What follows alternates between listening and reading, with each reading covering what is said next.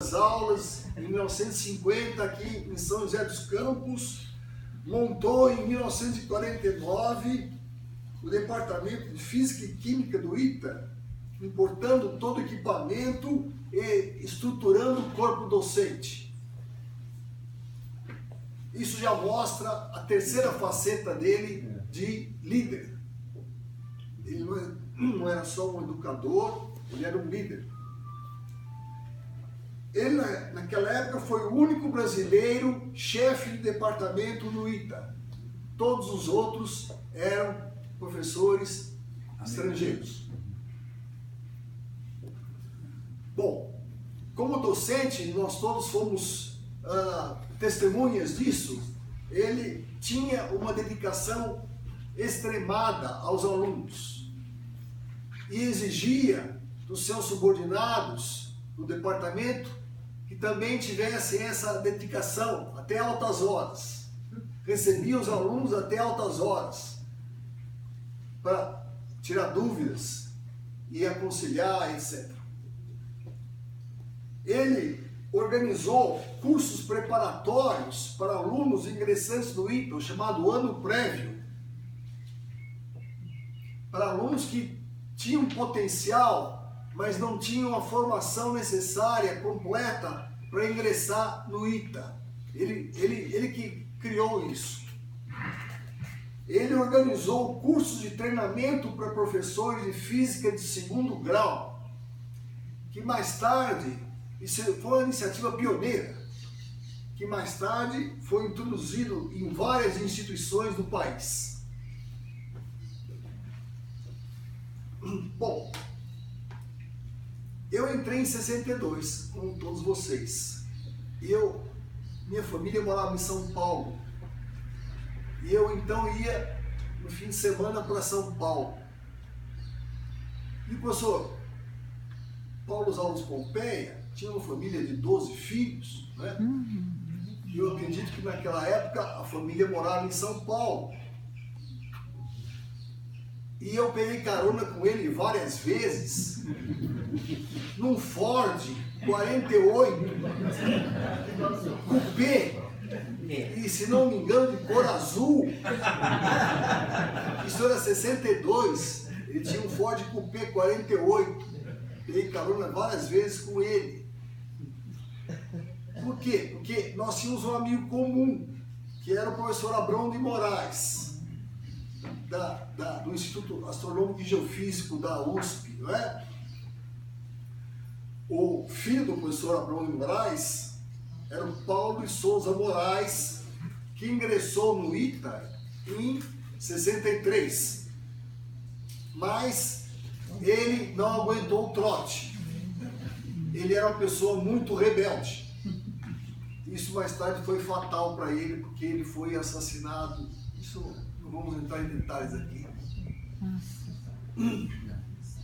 Mas o Abrão de Moraes era muito amigo, né, do professor Paulo Alves Pompeia, e através dele, então eu tive contato assim, mais íntimo com o professor Pompeia.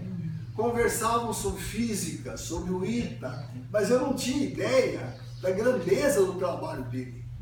Né? Eu não tinha ideia de com quem eu estava conversando, da grandeza que era o professor Pompeia.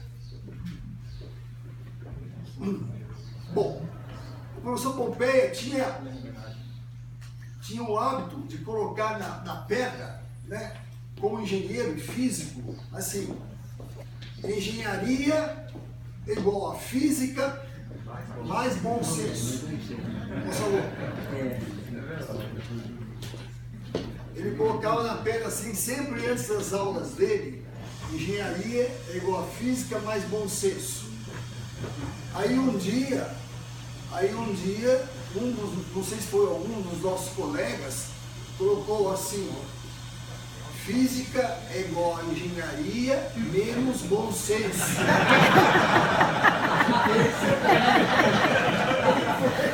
Está correto automaticamente.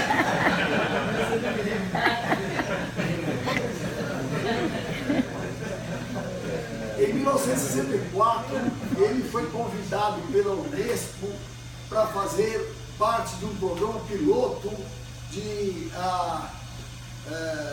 ensino de física.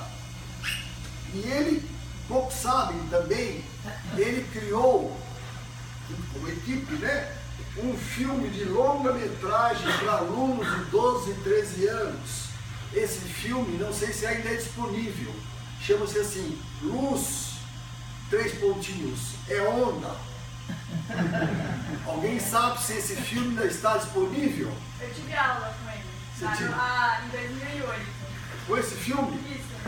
Esse filme ainda está disponível ainda. Tá. Beleza. Bom, vamos falar agora sobre a terceira faceta do professor Paulo Zolos Pompeia, a liderança.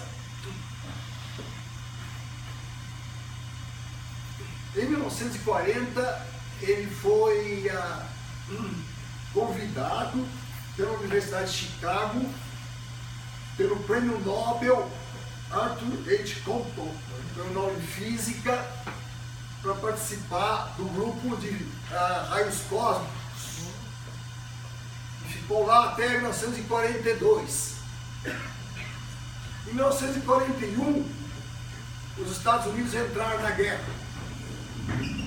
e iniciaram o projeto Manhattan, o projeto da bomba atômica. E o grupo do professor Compton começou quer dizer, foi convidado a se integrar no projeto Manhattan da bomba atômica. Mas o professor Paulo Zolos Pompeia não quis participar do projeto da bomba atômica. Ele, o argumento que ele apresentava é que o Brasil estava neutro naquela época ainda, 1941, na guerra. Aí ele voltou para o Brasil e, tendo voltado ao Brasil, recebeu, quando o Brasil entrou na guerra, ele recebeu um novo convite para participar do projeto da bomba atômica e não quis participar. Recusou novamente o convite para participar do projeto da bomba atômica, porque ele já tinha a ideia das repercussões e do que seria a bomba atômica.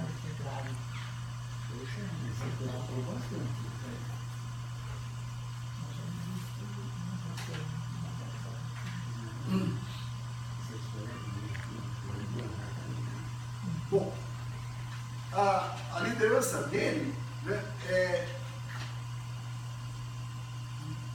voltou a ser posta em xeque e desafiada, como o professor Tiquim já mencionou. Em 65 ele volta ao ITA, mas não assume a direção do departamento de física. Ele ficou na divisão de alunos. E começaram as divergências com a direção do CTA, particularmente em relação aos alunos que estavam sendo desligados do ITA. E, em consequência dessas divergências, ele resolveu se aposentar. Em junho de 66, ele se aposentou do ITA e se tornou professor emérito do ITA. Professor emérito do ITA. Bom, aí ele ingressa na FAO, na cadeira de Física Aplicada, na Faculdade de Arquitetura e Urbanismo da USP, na cadeira de Física Aplicada, como o primeiro professor em tempo integral, porque ele só admitia que um professor universitário fosse professor em tempo integral. Em 1970, ele recebe um convite da superintendência do IPT, Instituto de Pesquisas Tecnológicas da USP, para formar pesquisadores de alta qualificação e assume o cargo de assessor científico-cultural, como responsável para criar a infraestrutura adequada para que os profissionais do IPT fizessem cursos de aperfeiçoamento e de pós-graduação instituições brasileiras e estrangeiras. Eu tenho aqui um depoimento do Dr. Alberto Pereira de Castro, que era o superintendente do IPT. Ele diz o seguinte: ele, professor Pompeia, com a experiência acumulada e a vocação natural para formar gente, sabia receber o jovem e encaminhá-lo para seu aperfeiçoamento, principalmente naquele tempo em que era muito comum ser feito fora do país o aperfeiçoamento. Por exemplo, nessa época, ou um pouco depois, isso foi em 69, o Pompeia examinou a situação do pessoal e falou: olha, vamos fazer um plano de manter 10% do pessoal do IPT fora do país para fazer curso de aperfeiçoamento. Devagar, ele estudava as pessoas das divisões e começava a encaminhá-las às universidades e instituições do exterior. Como também mandava muita gente com tarimba para fazer reciclagem. Isso foi muito importante para o IPT. Pompeia sempre orientava individualmente, como ele fazia com os nossos alunos, aqui, nossos colegas, nós todos aqui. Os rendimentos eram impressionantemente altos. Bom, em 1980 ele encerrou a sua carreira profissional e passou a se dedicar a projetos pessoais. Veio a falecer em 10 de fevereiro de 93. Eu queria contar uma historinha aqui. Antes de encerrar, vou contar uma historinha. Essa historinha foi colocada na Wikita pelo Dion, José Dion de Melo Teles, turma 63, que foi presidente do CNPq. Ele diz o seguinte: uma vez o professor Pompeia estava vindo de São Paulo para São José, como ele fazia comigo, e um guarda de trânsito rodoviário parou, dizendo que ele estava com excesso de velocidade. Aí o primeiro disse: meu filho, como é que você mediu minha velocidade? O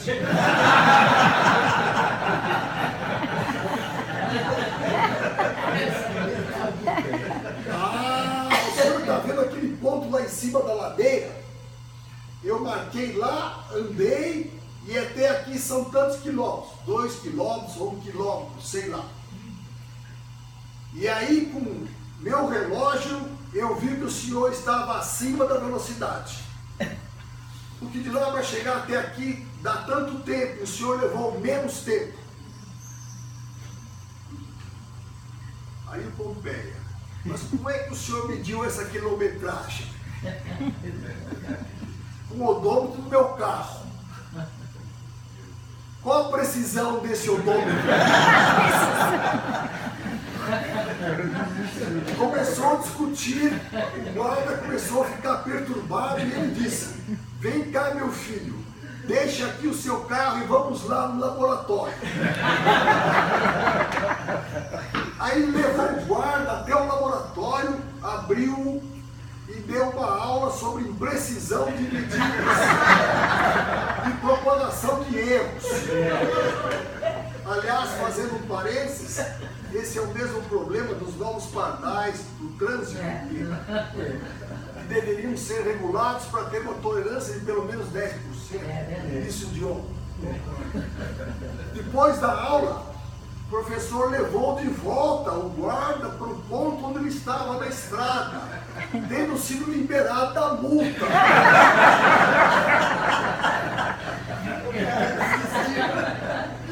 Daí a uns tempos, passa um iteano, esse sim com excesso de velocidade, e o guarda apita e para o cara. O cara para e o guarda pede identidade. Quando o cara dá a identidade do ITA e do CTA, o guarda diz: você é da